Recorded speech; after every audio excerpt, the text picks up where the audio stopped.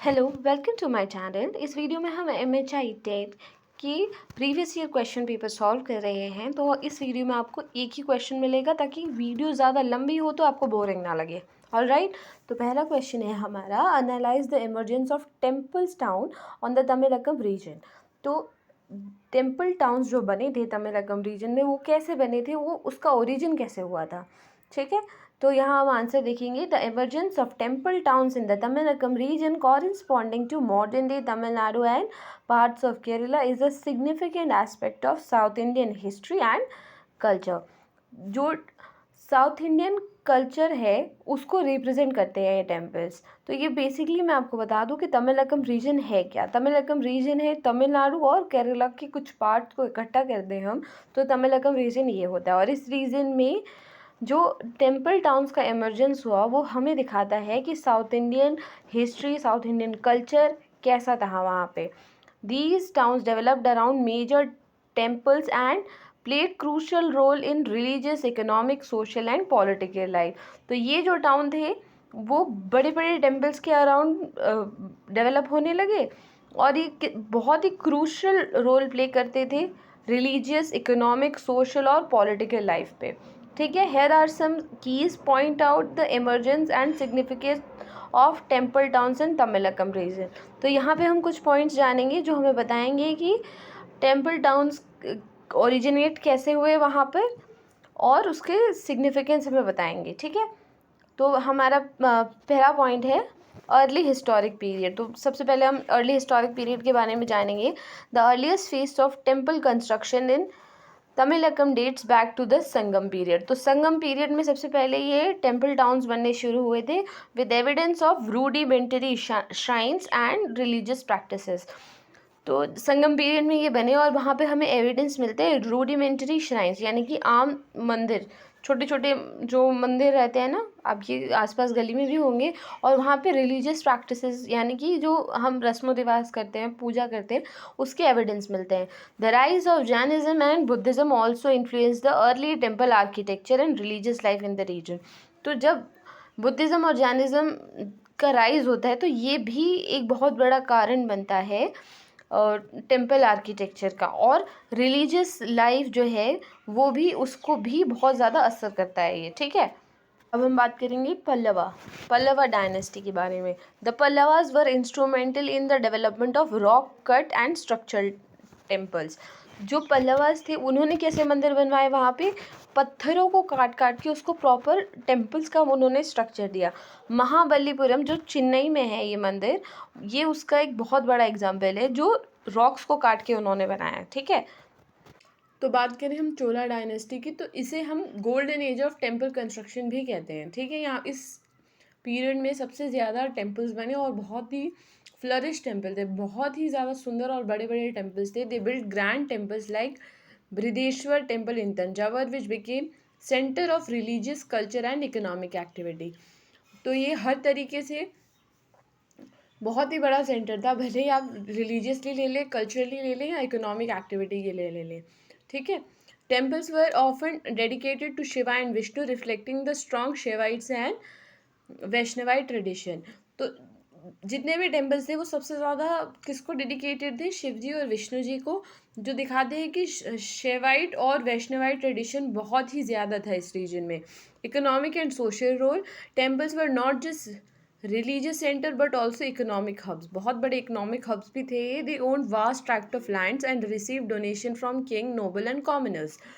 तो ये बहुत, देखें, सबसे पहले ये इकोनॉमिक तौर पे बहुत ज़्यादा स्ट्रॉन्ग थे। ठीक है, ये इन्हें बहुत ज़्यादा डोनेशन मिलता था, राजा, उनके मंत्रीगण और जो आम लोग थे ना उनसे भी बहुत ज़्यादा पैसा मिलता था। अब ये आज भी हो रहा है। देखें, अब जब राम मंदिर बना, एग्जाम्पल के तौर पे मैं बता रही हूँ, तो वो भी, वहाँ पर भी बहुत ज़्यादा दान दिया था, इसीलिए वो बहुत जल्दी बन गया। ठीक है, बात करते हैं हम कांचीपुरम टेम्पल की, कांचीपुरम टाउन की। तो यहाँ देखिए 3 टेम्पल्स, मैं सिटी बताती हूँ आपको। Temples town like Kanchipuram, Thanjavur and Madurai. ये 3 जो टाउन्स थे वो बहुत ही इंपॉर्टेंट सेंटर बन गए, किसके लिए, trade, commerce, attracting artisans, traders and pilgrims. देखिए, कहीं भी हम जाते हैं तो मंदिर जो है ना बहुत ही इकोनॉमी बूस्ट कर देता है। ठीक है। अब वहाँ लोग आएंगे, तो कुछ ना कुछ तो खरीदेंगे ना वहाँ, उससे क्या होता है, ट्रेड एंड कॉमर्स में जो है वो इम्प्रूव होता है। अट्रैक्टिंग आर्टिशंस, जो आर्टिशंस होते हैं वो किसके काम आते हैं, आप मंदिर में आप कभी जाएंगे ना तो उसके दाएं बाएं देखिएगा कितनी सुंदर सुंदर स्कल्पचर्स होते हैं, दीवार पे कितनी सुंदर सुंदर पेंटिंग्स बनी रहती है, ये सब अट्रैक्ट करेगा। ट्रेडर्स आ गए, फिर पिलग्रिम्स जब वहाँ पर जाएंगे तो लोग तो बहुत सारे आएंगे ना वहाँ पे, ठीक है। तो इस तरह से ये एक बहुत ही इंपॉर्टेंट ट्रेड सेंटर भी बन गया। फिर बात करते हैं एग्रीकल्चर डेवलपमेंट की। The temple lands were cultivated and the surplus produce was used to support temple activities, festival and charitable functions. तो जो टेम्पल का जो लैंड था ना, वहाँ पर क्या होता था, आसपास ये लोग खेती करते थे, फिर जो उससे पैसे बनते थे उसको ये लोग टेम्पल एक्टिविटीज़, जो जैसे कि फेस्टिवल होगा तो वहाँ पे और लोग आएंगे, ठीक है। चैरिटेबल फंक्शन जो एक आम मंदिर करता है उसको सपोर्ट मिल जाता था। This led to the development of irrigation system and agriculture innovation. जब वहाँ पे खेती होगी तो अलग अलग इरिगेशन सिस्टम डेवलप होंगे कि भाई और आसानी हो उनको, और फिर एग्रीकल्चर इनोवेशन, अलग अलग एग्रीकल्चर के टेक्निक्स वहाँ पे बढ़ेंगी। तो इस तरह से एग्रीकल्चर डेवलपमेंट भी वहाँ होने लगी। क्राफ्ट्स एंड आर्टिशनशिप, तो आर्ट एंड क्राफ्ट के बारे में देखते हैं। Temples supported various craft and industries including sculpture, bronze casting, weaving and paintings. अलग अलग टाइप की आर्ट एंड क्राफ्ट एक्टिविटीज़, जैसे कि स्कल्पचर्स जो हो आप देखेंगे, स्टोन पे जो मूर्ति बनती है ना उसको काट के, मैं आपको दिखा देती हूँ। देखिए ये एग्जाम्पल है स्कल्पचर का, ठीक है। ये हो गया ब्रॉन्ज कास्टिंग, जो ब्रॉन्ज को काट के जो इन्होंने एक शो पीस बनाया है, ठीक है। और वीविंग तो आपको पता ही है, इस पिक्चर में आप देख सकते हैं, ठीक है। इन सारी एक्टिविटीज़ को बहुत सपोर्ट करता था। The demand of temple architecture and iconography led to the flourish of these art religious and culture influence. अब मंदिर बन गया है, ठीक है, वहाँ पे मंदिर है पास में, तो वो वहाँ पर आर्किटेक्चर में भी तो आर्टिशंस लगेंगे ना मंदिर को बनाने के लिए, उसको मेंटेन करने के लिए। और आइकोनोग्राफी यानी कि जो मूर्ति कला है, ऐसी सब जो आर्ट था ना वो और ज़्यादा फ्लरिश होने लग गया, और उस पर ना रिलीजियस और कल्चर इन्फ्लुएंस दोनों तरीके से और ज़्यादा बढ़ गया, ठीक है। Temples and worship, temples were centres of elaborate rituals and worship practices. यहाँ पे अलग अलग तरह की रस्म रिवाज वगैरह सब बनते गए, ठीक है। They hosted numerous festival attracting large gathering of people and fostering a sense of community.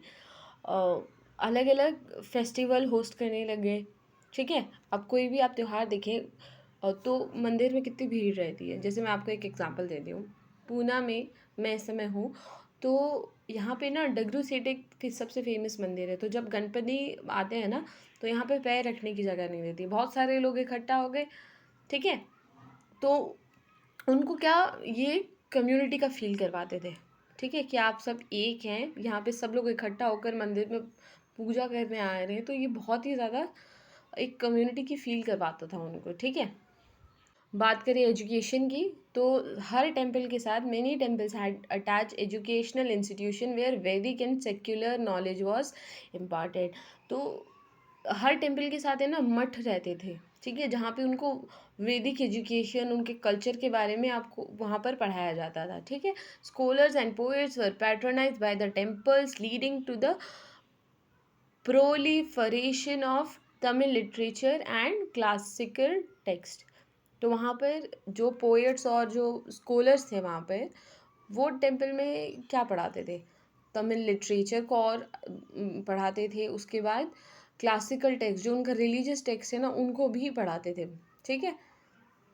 बात करें कल्चर सिंथेसिस के, temple architecture and iconography reflected blend of indigenous and external influence such as those from Pallavas, Cholas and Pandyas। तो जब temples बन रहे हैं उसका architecture, iconography, जो भी आर्ट एंड क्राफ्ट है वो एक इंडिजिनस खुद का फील करवाता था। जैसे कि पल्लवास का अलग कल्चर रहता है, चोलास का अलग, पांड्यास का अलग, तो ये मतलब डिफ्रेंशिएट करने में ईजी हो जाता है, ठीक है। This synthesis contribute to the distinct Dravidian style of temple architecture. और ये जब अलग अलग स्टाइल बनते हैं तो द्रविडियन स्टाइल को डिस्टिंक्ट करने में ईजी हो गया, ठीक है, जो एक तरीके का टेम्पल आर्किटेक्चर है। बात करें पॉलिटिकल सिग्निफिकेंस की, kings and local chieftain patronise temples to legitimise their rule and display their piety and power. तो किंग्स और जो लोकल चीफ्स थे ना वहाँ पे, वो अपना रूल और अपनी पावर दिखाने के लिए भी इसका यूज़ करते थे। Temple were served as the political administration and royal ceremonies. अब कोई भी जैसे बड़ी सेरेमनी हो गई, ठीक है, तो राजा वहाँ पर आएगा अपना, जैसे फॉर एग्ज़ाम्पल राज तिलक, उसमें भी पंडित जी की ज़रूरत रहती है। फिर बात करें कोई भी रिलीजियस सेरेमनी होगी, कोई पूजा पाठ हो गया या कोई भी शादी होगी राजकुमार की, तो वो भी मंदिर जाएगा ना, ठीक है। तो इस तरीके से टेम्पल जो है वो बहुत ही रॉयल इन्फ्लुएंस उसका था वहाँ पे, ठीक है। एडमिनिस्ट्रेशन सेंटर कैसे हो गए, major temple function as administrative hub where records of land grants, donation and royal edicts were maintain. Administrative hub कैसे थे, वहाँ पर लैंड ग्रांट्स मतलब आपने जो ज़मीन है वो किसी और को गिरवी रख दी है, उसका रिकॉर्ड है। फिर डोनेशन कितना आया उसका रिकॉर्ड है, और रॉयल एडिक्ट्स उसको भी वहाँ मेंटेन किया जाता था। Temples played in the role of governance of surrounding areas. तो टेम्पल्स क्या थे, वो आसपास के जितने भी एरियाज थे उसको गवर्न करने में और मदद करता था। जैसे कि, और इससे क्या होता है कि ये टेम्पल्स जो थे वो एक ब्रिज का काम करते थे रूलर और एक कॉमन पीपल के बीच में, ठीक है। अब हम इम्पोर्टेंट टाउन्स देखेंगे। सबसे पहले बात करते हैं हम मदुराई की, ठीक है। तो मदुराई टेम्पल, यहाँ पे मदुराई एक्चुअली जगह है, तो यहाँ पर क्या है, मीनाक्षी टेम्पल है। Madurai was a major culture and religious centre. It was known as its vibrant festivals and scholarly activities. तो ये बहुत ही कल्चरल के तौर पे और उसके बाद रिलीजियस तौर पे दोनों तरीके से बहुत ही इंपॉर्टेंट सेंटर है। अलग अलग फेस्टिवल को होस्ट करता है और स्कॉलरली एक्टिविटीज़ भी बहुत ज़्यादा होती थी। ये उसकी एक छोटी सी पिक्चर है, आप यहाँ देख सकते हैं। Kanchipuram, known as the city of thousand temples, Kanjipuram was an important center for both Shaivism and Vaishnavism. It was also a significant educational hub. Kanchipuram को सिटी ऑफ थाउजेंड टेम्पल्स कहते हैं क्योंकि यहाँ पे बहुत ज़्यादा टेम्पल्स हैं, और यहाँ पर दोनों फॉलोअर्स मिल जाएंगे आपको, जो शैविज़म और वैष्णविज़म दोनों फॉलो करते हैं, और एक एजुकेशनल हब के तौर पे भी ये बहुत ज़्यादा इम्पॉर्टेंट टेम्पल टाउन है। अगला है यहाँ पर तंजावुर। यहाँ पर क्या है, बृहदेश्वर टेम्पल है जो तंजावुर में है, और ये चोला आर्किटेक्चर को रिप्रेजेंट करता है। ये पॉलिटिकल और इकोनॉमिक तौर पे भी बहुत इंपॉर्टेंट सेंटर रहा है चोला पीरियड में। तो the emergence of temple towns in Tamilakam highlights the interweaved nature of religion, economy, society, and politics in the region history. These towns were not just a place of worship but vibrant center of cultural and economic activity, leaving a lasting legacy on the South Indian civilization. तो Tamilakam reason का जो nature था, कि Tamilakam reason था कैसा, उसके बारे में बताते हैं कि वो रिलीजियस इकोनॉमिक तौर पे कैसा था, वहाँ की सोसाइटी कैसी थी, उसके पॉलिटिक्स के बारे में हमें बताता है। और ये केवल पूजा करने की जगह नहीं थी, ये सेंटर था कल्चर और इकोनॉमिक एक्टिविटी का, जो अपने पीछे एक बहुत ही पुरानी लेगेसी छोड़कर गया है और हमें साउथ इंडियन सिविलाइजेशन के बारे में बताता है, ठीक है। इस वीडियो में बस इतना ही। अगर आपको मेरी वीडियो अच्छी लगी हो तो प्लीज़ बताइएगा।